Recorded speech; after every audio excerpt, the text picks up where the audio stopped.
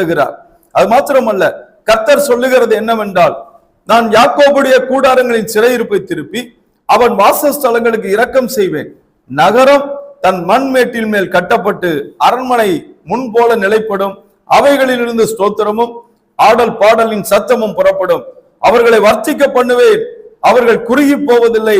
அவர்களை மகிமைப்படுத்துவேன், அவர்கள் சிறுமைப்படுவதில்லை என்று சொல்லி வாக்கு பண்ணுகிறார். விசாரிப்பற்ற சீயோன் என்று சொல்லி உனக்கு தள்ளுண்டவள் என்று பெயரிட்டபடியால், உன்னை விசாரிக்கிறதற்கு ஒருவரும் இல்லாதபடியால் நான் விசாரிக்கிறேன்.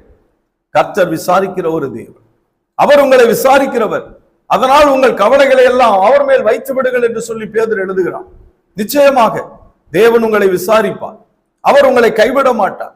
மறுபடியுமாக உங்களை கட்டி எழுப்புவார். எரேமியா மூலமாக தம்முடைய ஜனங்களோடு கூட பேசுகிறார். நீ கவலைப்படாதே, நான் உன்னை மறுபடியும் கட்டி எழுப்புவேன்.